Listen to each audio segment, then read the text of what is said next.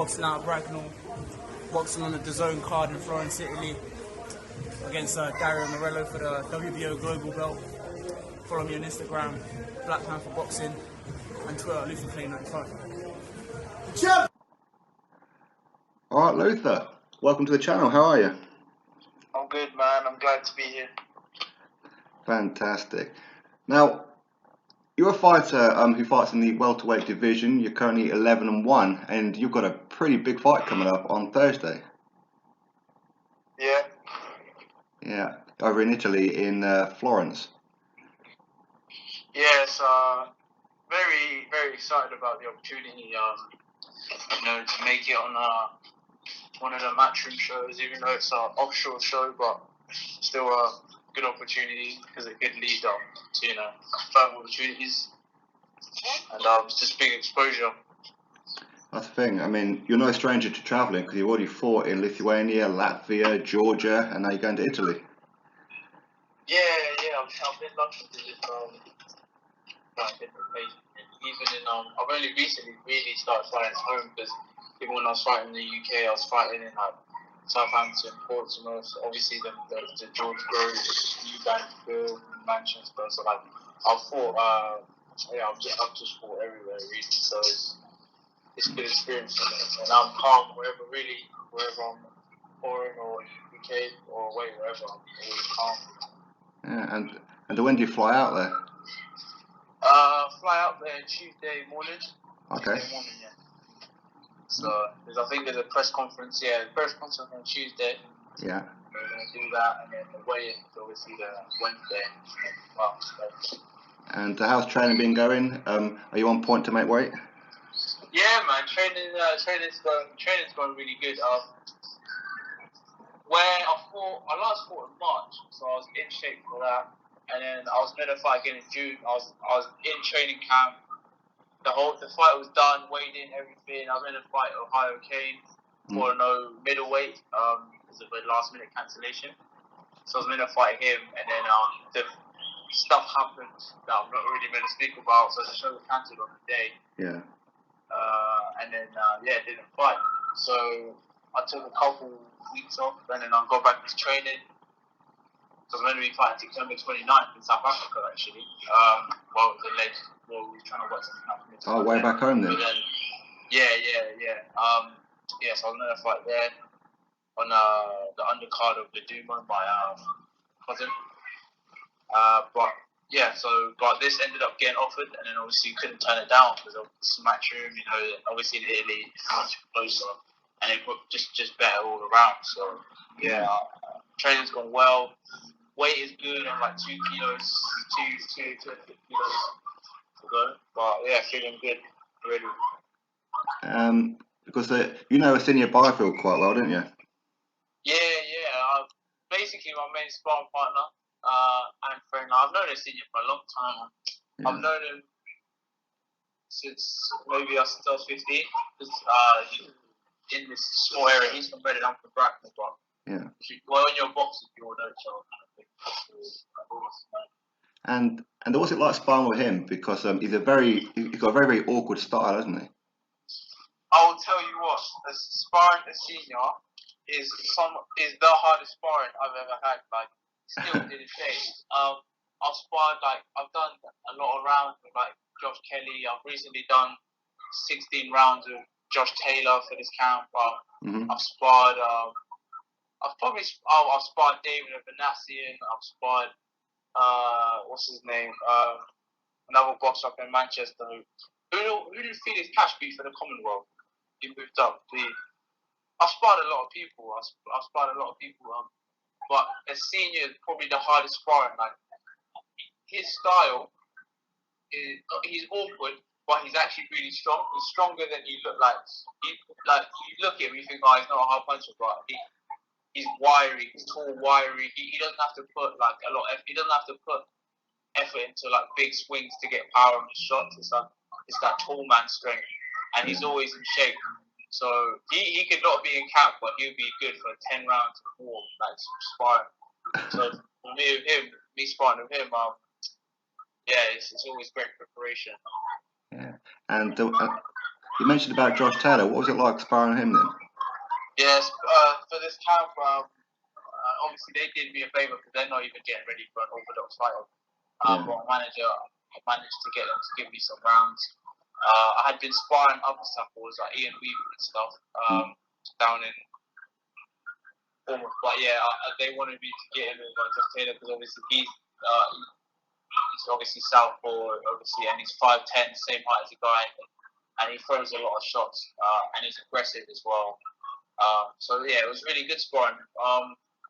It did well, but I don't like to take too much from sparring because Josh, he's doing fucking press conferences, doing other trainings, so but the sparring as well, did well in there, and I'm sure they'll bring me back for future fights. Obviously, when he's not getting ready for Southpaw or orthodox fight, I'm more than happy to go back and help him out and learn from him as well. Fantastic. And what's it like being part of Siesta Promotions and Siesta Boxing, Al Siesta and that? Because they're a very, very good team, aren't they? Yeah, I mean, Al in general, he's done a lot for me because I remember when I was trying to turn professional, I didn't really have much of amateur background. I had I think it was 12 amateur fights and 9 wins, 3 losses. So when I was trying to turn professional, there wasn't really any options available for me. Not like no one's really trying to look to sign me or look to work with me because really I was basically nobody. So I was done a lot for me, invested in me and giving me opportunities to fight and progressing me well.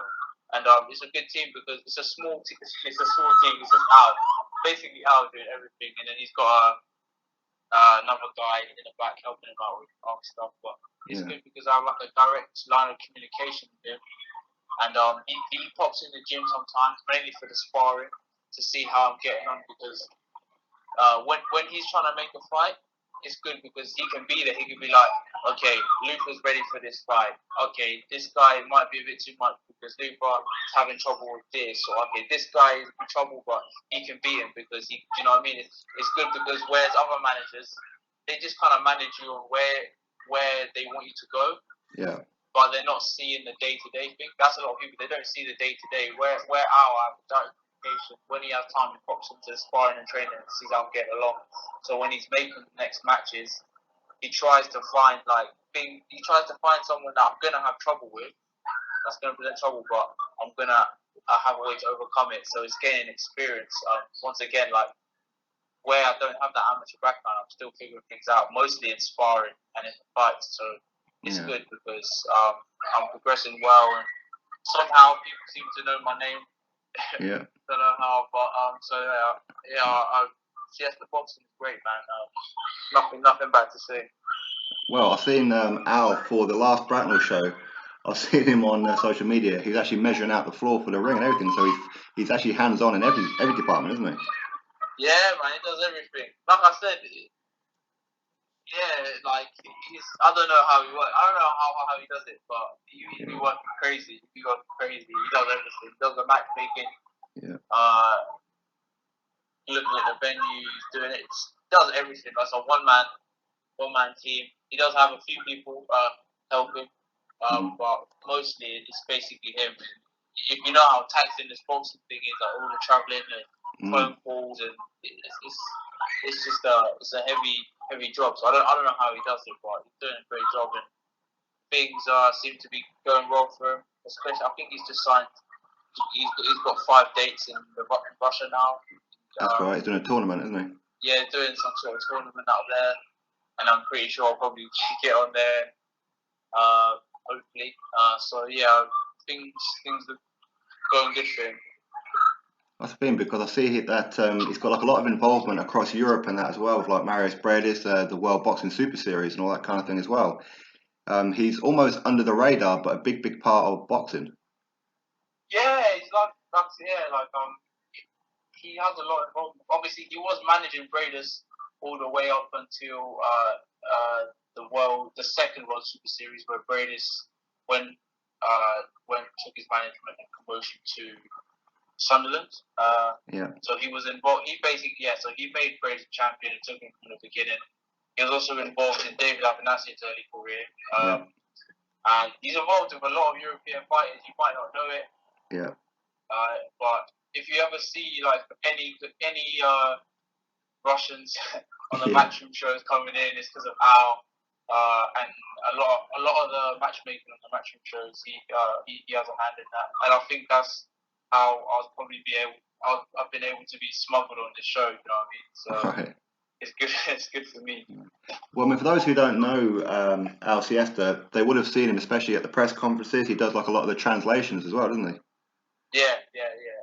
Does all the translations. All the Russian that come in.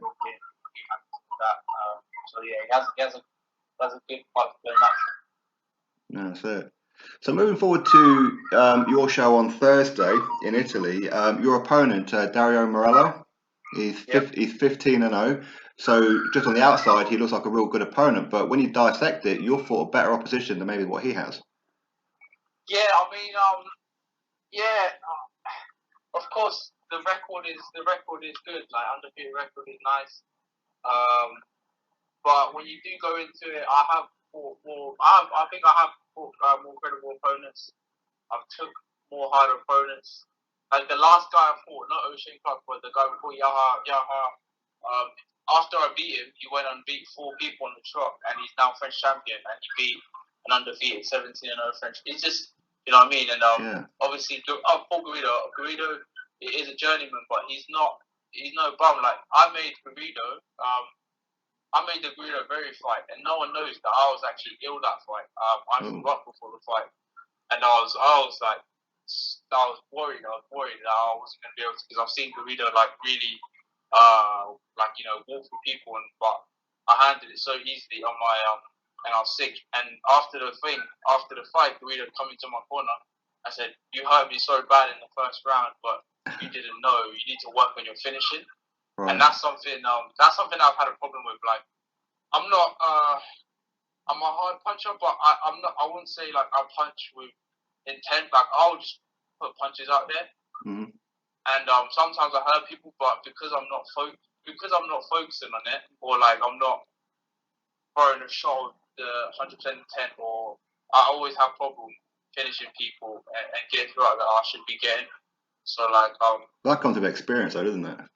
Yeah, it comes with experience. Like I said, like I only competed amateur for 2 years when I was 15 to about 18, 15 to about 17 and a half. So I haven't really got that ring experience. I'm comfortable in the ring. I know what punches I want to land, but it's being able to switch into that second gear and know how to deal with different styles. So yeah, I think Morello.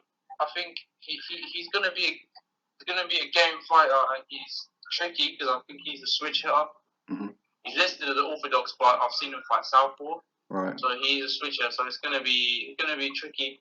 And of course, I feel like I have to either be landing sharper shots, more eye-catching shots, or I have to just dog walk him and just beat him to a pulp and hopefully stop him, because it's a Matchroom show, it's a televised show, so I'm hoping there'll be fair judges, but it's boxing, and I realise I'm going to be in Italy, so I can't be playing it safe. I have to go out there and make a statement, stop him, or just beat him up to the point where there's no question.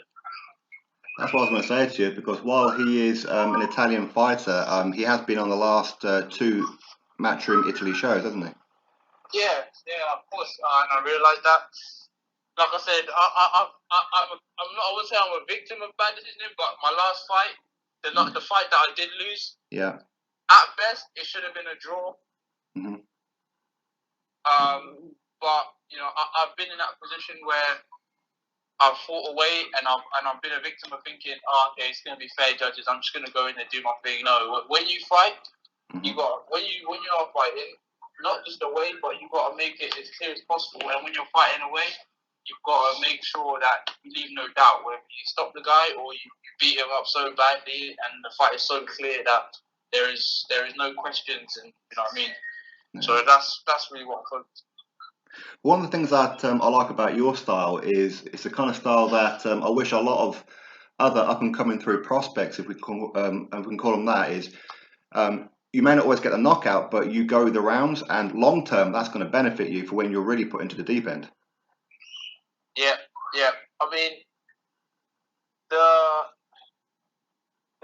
good thing about knockout, I mean, everyone wants to have a good knockout ratio and have that highlight knockout, but most of the people that I've fought have not been stopped. Mm-hmm. So it's weird. That, like I'm talking about the killing 10 thing. It's annoying when Al will give me like a fight and the guy's never been stopped. I'm like, fuck, dude, can I get like, you know what I mean? So it kind of got me to that stage. All right, I'm gonna make sure I'm in shape. This guy is experienced and he's got a winning record and he's never been stopped. So I'm probably gonna stop him. So like, it allows me to work on my skill. But I think the problem with that is it's made me a bit too lackadaisical where I go through the motions. So now, like, yeah, I still train, work on my skill, but now I'm focusing. Look, if I land and if I see I can hit this guy, I want to get him out of there. Not go crazy and unload and empty the gas tank like yard, but try and get people out of there if possible. But if not, I know I can go the rounds. I've never been 10 rounds. I was meant to go 10 in my last, but ended in the 7th. Yeah. So I know I can go the rounds. I know I can do. I've done 8 several times. I know I can do 10. I'm not worried about fitness. I'm just worried about doing what I have to do in there. Exactly, just making sure the victory and to take it round by round. That's all you can do, isn't it? Exactly. That's all you can do. Now, when you look across domestically, of course, there's like a lot of good domestic fights out there for you as well, isn't there? A lot of good ones. Yeah, there's honestly the welterweight division is a motherfucker, man. Yeah, so, there's just so many. You got obviously at the top. You've got people like who's at the top? I guess you could say Kelly. I guess if you want to count Brooke and Khan, but they're not really there. Yeah. Then who else you got? You got people like a Connor Benn. Yeah, Connor Benn and stuff. And the Joe Laws, very good fighter. Yeah, Joe Laws, love Joe Laws, the bomber. Yeah. But there's a lot of good fighters. There's a lot of good fighters, a lot of good prospects. I think right now it's basically all the prospects. So I think all the prospects are kind of like feeling, okay, shit, we need to be. Everyone's looking at each other. Do you know what I mean? I don't think there's no one that's not watching each other. Everyone knows each other's names. They might act like they don't know you or you don't know them, but everyone knows who's who. Yeah. Because you know that the old dogs they're on their way out. So in the next 12 to 18 months, it's going to be all the prospects. You're going to see a lot of undefeated guys fight together because, I mean, it's going to get to the point where you're getting so high in the rankings and there's no one else to fight, and you're like 15 and 0, whatever. You need to start taking good fights. So for me, that's what I'm gearing myself into. Looking at. Not necessarily now, but if there was a good name and that came with like good money and good exposure, then I'll do it because I have been offered fights with other prospects. I won't say who, but it will be like give you £1,000 and you sell some tickets and it's on the undercard that you'll go. I'm sorry, but it's not. You train for 2, sometimes 3 months. And you don't get no money, you're losing money, and you want me to fight for £1,000 and maybe some more if I sell these tickets. So it's hard, but when your public persona meets your worth and you're up there, that's when fights get made. Because ultimately, most of us have been. If you're not on a big promoter, most of us have been fighting for 3-4 years for nothing. Right. So we're like, okay, we're gonna fight, but you better pay us, and we better get on a good undercard because I'm not fighting no one. No one as hungry as me, as capable as me for nothing. You know what I mean? So it's all about that. But I think it's good because I'm with Al, and he is my manager and does promote me, but. I'm signed to him on a management deal. Like, he would happily let me go fight on this bill, on whoever's bill. as long as it makes sense. So for me, the fights are always going to be easy to make, and I plan on staying like that because it gives me more options. Yeah. So for me, the fights are going to be easy to make, and the welterweight division is stacked. And yeah, like you said, there's going to be some great fights in the future. I mean, when you look at say Josh Kelly and Joe Laws, these guys seem to be gunning for Connor Benn. Can you understand, as a fighter in the same weight class, why these two are specifically gunning for Connor Benn? I think Kelly. I've sparred Kelly. I haven't sparred Connor or know anyone that's sparred him.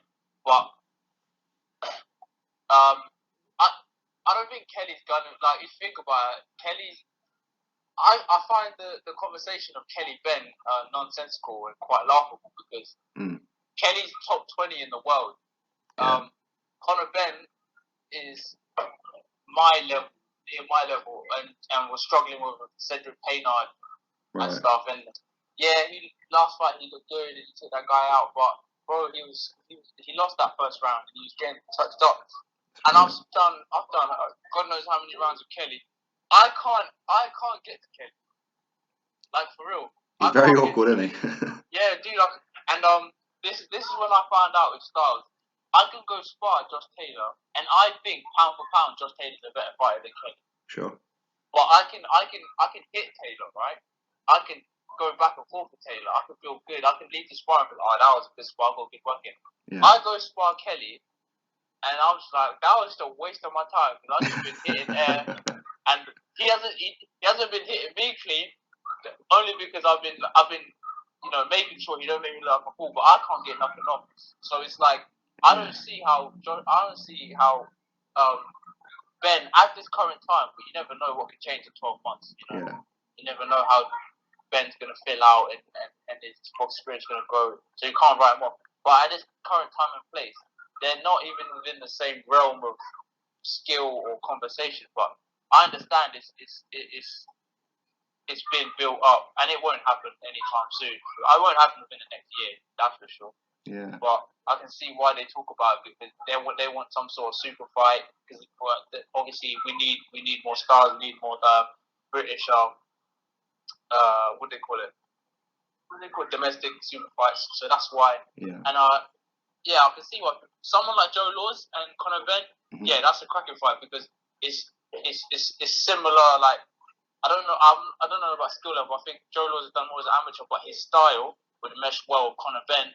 Mm-hmm. It would be a war. It would just be, okay, who's going to take whose punch better? Because Joe don't back down, and Connor doesn't even know how to back down.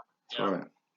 So that would be an amazing fight. And my name has been mixed with Connor Benn's, but I know for a fact that there's no way they put me with Connor Benn because my public persona don't make no sense for me to fight Connor Benn. Whereas Joe Laws, I know he's selling out like 500 to 1,000 tickets, so that makes financial sense, and he's only going to get bigger. And I think Hearn take quite liking to him because he makes financial sense. So I think that's a fight, money wise and like business wise. I reckon that's a fight for the near future. And they're near the same skill. Connor's had more fights, but Joe Laws had more experience, and he definitely war tested. You know what I mean? So that's a good fight. I'd love to see that. Although, to be fair, you put on a performance on Thursday, obviously on Sky Sports. Why not? Yeah. Your profile goes right the way up, doesn't it? Yeah, that's the thing. This is, if I win this fight, win this belt, and it can really do something for me. Like, I'll probably go up in the rankings, maybe close to the top 100, and obviously the exposure from being on Sky, it will do a lot of things for me. I've even already had someone like Freddie Kiewit calling me out just yesterday saying that he wants to fight for the winner. And I think he has another version of the WBO or whatever, European title. Yeah. But it's something, so like, it would do a lot for me. It's just got to get this win and see where it goes. For me, I don't worry too much about, I just worry about the boxing and the training and everything else. But it will do a lot for me. I mean, is it a dream of yours to fight for a major title and take it to South Africa and fight? For me, it's so crazy because for me, I'm not gonna lie, I was it's so surreal for me to be in the position I'm in, because really I was just a boxing, like a couple years ago, 3 years ago, I was just a boxing fan watching Hatman videos. You know, I wasn't in the gym, so for me to be where I am now is a bit surreal. I'm taking step by step because I didn't think I'd be here. I wasn't planning on being here. Al just found me in the gym sparring, you know, randomly. I wasn't even training. I was just sparring for the sake of it because I was still like messing about. And then from then on, 3.5 years later, now I'm here.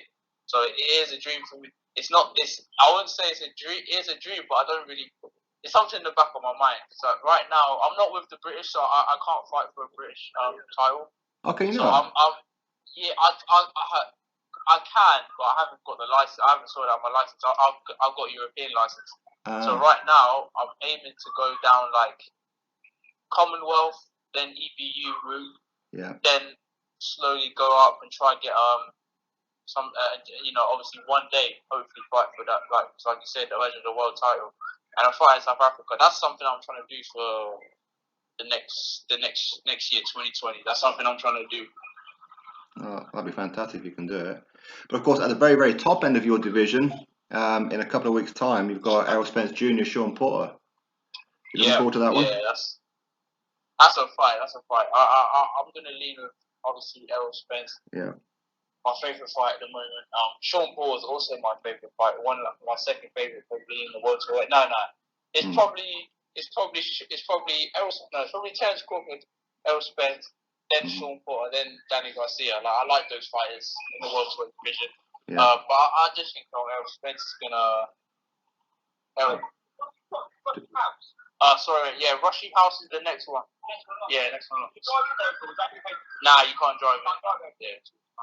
Yeah, sorry, man. I think Errol Spence is gonna take that. I think if you watch like the Kell Brook performances, you see that. I think Kell Brook was beating Spence until obviously maybe like round 6. Yeah. But if you just look at the performances, even when Spence was struggling against Brook, he was doing better than Porter when he was struggling against him. So that's the only fight we can compare them to. And I just think if you look at skill set and size, and I don't think either are like big one-punch knockout punches, but Spence gets more he's more accurate, I guess you could say. Whereas Porter smothers his own stuff. Obviously, that's part of his game plan because he smothers you, but he also smothers himself. Sure. Like you hardly see Porter score clean punches. It's always cuffing punches. So I feel like if it goes decision, I think Spence will outpoint him because he's more accurate. I don't really know if it can get stopped, but I wouldn't put it past Spence, but I don't think it will get stopped. I reckon it's going 12. And I'm excited for that fight. Yeah, definitely. Yeah, same as. And what about the Ruiz-Joshua rematch in Saudi Arabia? How are you feeling about the event being in Saudi, and how do you think the fight's going to go? I mean, unfortunately for me, I'm broke, so I've never actually went to any boxing show live unless it's like the small local ones. Right. So for me, it's like I watch it from home anyways, and at least it's not like US time. Yeah, exactly. I understand where people are. The British fans are saying that they're upset because it's in Saudi and the whole women thing. To be honest, for me, it's not a non-factor. Yeah, it's like I don't know. It's not the first fight to be abroad for a world championship. Lennox Lewis fought. What did he fight? Did he fight in Jamaica once? He fought with Muhammad Ali. Fought in Manila. Mike Tyson fought in Japan. So I think the fans need to calm down a little bit. Yeah, it was meant to be in Cardiff. Then more money got put up. This boxing game is about money. It's brand. Exactly. We're not like any other sport where there's organisations. It's ran by private individuals who have their own interests, and that's how boxing's always been. Obviously, it would have been cool if it was in Cardiff, but me personally, I thought it should have been in New York again anyway. Not because it would have been in like a fairy tale world, it would have been good to be in New York, but it doesn't really matter. The fight's happening. We're not gonna have to stay up till 3 a.m. Yeah. We're gonna see the fight. Yeah, and hopefully Joshua wins because every time I think about Ruiz beating Joshua, it don't make sense in my head. So, I need Joshua to put it right. I'm not even an AJ fan. Like, I'm not even an AJ fan, but it just, the only person I wanted to see AJ, not wanted, but that would have been made sense in my head to AJ to lose to is Fury or Wilder. Right. That was the thing we all had in our heads. We want to see them guys lose to. We want to see them three guys fight each other. Yeah. And whoever loses, but they're all gonna fight each other either way. Like the Fabulous Four back in the day. But now Ruiz just came in and messed up this whole thing, because if Ruiz goes and loses to Fury or Wilder, we're not gonna care. Yeah. You know what I mean? No one's gonna care. So I want AJ to put it right, but realistically, AJ got beat up the last fight. He just got beat up.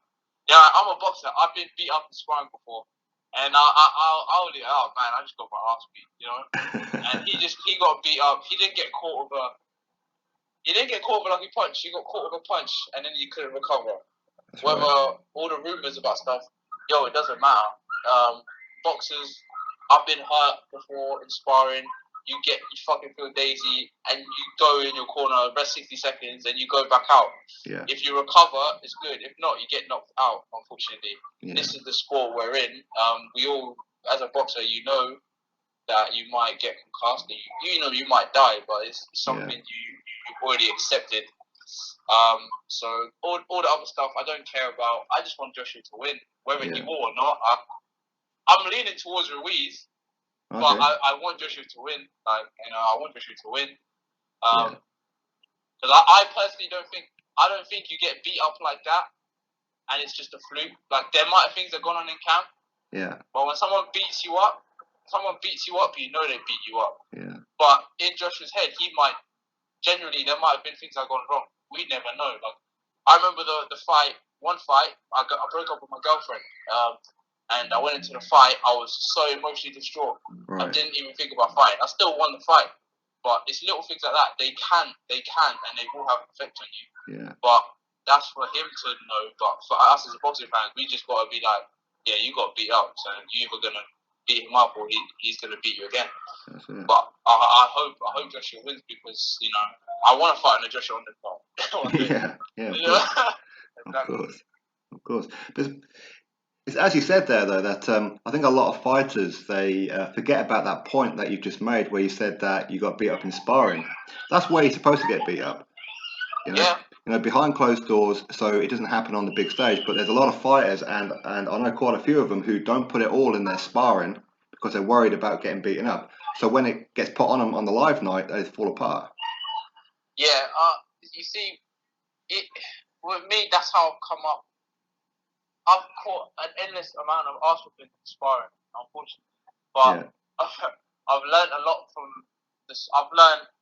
First I learned how to survive in the pressure boxing ring. Right. Then I learned how to, steal rounds. Then I learned how to be dominant, and I've learned how to get up. And I've learned a lot of things in sparring. And when I get into the fight night, it translates, because you don't see the flaws, but there's been a lot of flaws happening in sparring, but people don't see. Sure. But it needs to happen in sparring. That's right. In order for you to learn from it and grow from it, when you get to the fight, you're not gonna. If you get rocked in a fight, right, and you don't know how to clinch, or you don't know how to keep a stern face like that shit didn't hurt you, or if your legs buckle, you don't know how to stay on the inside and smother it rather than running away with your jelly legs. You know what I mean? You ain't gonna learn that stuff. You ain't gonna learn. You're gonna panic. You're gonna panic. That's right. And with Joshua, we've heard all these sparring before, and I think he's had hard sparring. I think maybe that night wasn't his night. And with a lot of fighters, you need hard sparring. I think there's 3 levels of sparring. You need sparring where it's easy for you and you're working on stuff. You're not trying to blast your sparring partner out, but you're working on things you're bad at. Shots, selective shots, defense. You need competitive sparring where 50-50, where you're not getting, it's just 50-50, it's even. And then you need sparring where the guy's just above your level. And you really can't do much, so you're just learning to survive and learn and steal little punches here and there and stuff like that. So that's how you learn, like you say. If you don't do it, you won't get better. You'll just be a idle bagman, really. Yeah. That's the thing, like you said about Josh Kelly, that it was difficult for you to land on him. But at the same time with Josh Kelly, he's one of my favourite fighters. Obviously, he's from my neck of the woods up here in the northeast. But it does frustrate me because if he just threw his hands a little bit more, he'd be convincing for a lot of people. But I think there's a bit too much showboating. Do you want my honest opinion on why that is? Yeah. Whether this is on record or off record or not, it's nothing prevented coming in. Yeah. I've seen Josh in when I go to camp to go spar Josh, Yeah. he's in shape, right? Yeah. Motherfucker looks big as shit. He ain't fat. He just, Josh looks like he works at a construction site and he diets. Like he's just big. Like he's just big. Not like he's muscly, but not like he lifts the weights. He's just broad, big, and I think when he's cutting weight, I think he has to, and with his style, when he's like moving all those punches, he's using a lot of stamina, and he's countering with explosive shots. Yeah. And he's not a one-punch knockout. So you think about it, he's cutting a lot of weight. Yeah. And not that I know, but he's just big. You can tell he's a big guy. And then he all these fancy head movement tricks. And then he's punching with explosive intent, but he's not a one-punch power. And he's got okay power, but he's not one punch. So it's a lot of things. Where other people, if you see everyone that trained with Adam Booth, they're all like explosive. They're all like fast twitching fighters. Yeah. But do you remember like people like you had George Groves, you had David Hay. These guys are hard punchers. That's right. They didn't have to have a high output. They just made you miss. Even Ryan Burnett, they made you miss and they hit you with some meaningful shit. Either you get hurt or you get knocked out. Yeah. That's the problem. I think Josh, not that I know, but I think if Josh worked on like maybe not so much slipping and not so much trying to be an explosive punch of everything, but like catching a shot, coming back or something little. You know, like subtle stuff. Like subtle stuff. Like you see how Mike Garcia fights, he catch a shot. He might not like move the other way, but he'll slip a little bit, catch with his glove, come back or something. Yeah. And it uses less energy, and then sometimes mix in the explosive stuff. But when you're doing just that, like we saw against Robinson, it's hard. It's hard. So I think with Josh, him and Booth will learn from the fight, and I've heard that the rematch has been talked about. Yeah. But the output thing, there needs to be more output because realistically, he gave the fight away by not being active. Really, not punching him back, right? That's not right. punching him back without making a miss. That's all it was. I think he'll win. I think he will win the rematch. I think he was. If you looked at it like in terms of talent and stuff, he was above Robinson, but he just didn't punch back enough. And I think he will learn that. They're already working it now because they're talking about the rematch, so they must be confident in it. But I think it's a mixture of things. Well, I mean, you are right in what you say there because I noticed a similar thing as far as the weight goes because when I was speaking to him a little while ago, he's like regular size and everything, but on weigh-in he looks ill. He looks really, really ill. He's just a big ass dude, bro. Yeah. He's just a big ass dude. And you see with big welterweights, I'll put like Errol Spence. You see Errol Spence, he's big, but he's not like bulky. He's like tall. He's like athletic built. Whereas Josh is built like he's a decent height. He's like 5'9", 5'9.5" maybe. Yeah. But he's broad. He's really broad. Like when he's walking around, you can see his muscles are full of water. He's just broad. He's broad and big, and I think it just makes it hard. I reckon he will be at 154 for not too long, and I think at 154, I think it'll be like the question of Brook, kind of the same thing as Brook. Will he stay at welterweight too long? Yeah. He doesn't want to, because that super welter, he's not big, and obviously it's not, the punching power might not be there, but so like maybe that's why they wouldn't want to move up there too early. So it's just one of them things. Like me, I get told I'm a bit too small for welter, but I reckon I could make 140 if I really wanted to. The lightest I've ever been is 140, 144 on the scale. But the difference between those 4 pounds, is a big thing, and and I'd rather just be comfortable where I'm at and fill out naturally, because as you're growing older, you're gonna fill out. Like I'm saying, if you're a small welterweight, you're gonna be a middle size or decent size welterweight as you grow up. or if you're big welterweight, you're not going to be able to make welterweight anymore. You know, so each has its disadvantage. So I think that's something they will cross the bridge when they come to it. But yeah, I like Josh Kelly, man. He's really talented. Yeah, same. All right, Luther. So, are you now finished camp now? Is this like your last day of camp? Yeah, camp is basically finished. I got my last boxing session Saturday morning. Yeah. Just to probably do like a bit of pads, you know, a little sharpening up stuff, and that's it. And then just keep the weight low, drop the last kilo. I don't really want to be over there in Italy working hard. You know, I don't want to do when I'm over there. I don't want to see them Italians see me working. So I want to get on that plane at like 68. So I only drop like a kilo. Right. Or a kilo and a half, something like that, which I can just do for going for a walk and, you know, not drinking, so I'll just dehydrate down naturally.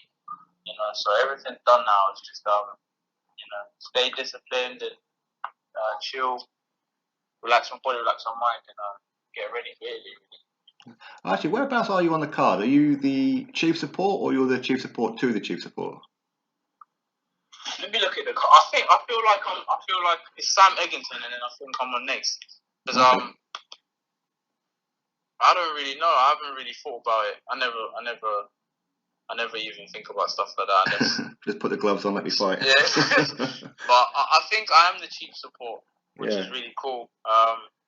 Yeah. I don't know who else. I don't really know who else is on the card properly, apart from me and Sam Eggington and. Let me check. I'm on BoxRec now. Oh, yeah, I must be the chief support. No, I think I'm the chief. I'm the chief of support to the chief support. Okay. Yeah. So, yeah. You've got that Ivan Thomas guy, haven't you? Yeah. I will see. Well, I mean, either way, I mean, you know, I'll be watching it and cheering you on anyway. So. Appreciate it, man. Yeah. Definitely will give a good performance. All right, buddy. So, everybody listening, go over to your social media. You know, social media. Yeah. Off the top of your head. My Instagram is Black Panther Boxing, and my Twitter is Shay95. And that's everything I use. That's everything I use right there. Excellent. All right, buddy. So, good luck on Thursday, and when you get back, we'll have a catch up with you. Thank you, man. I appreciate it. Thanks for having me on. Anytime, my man. Thank you. Have a good day. Yeah.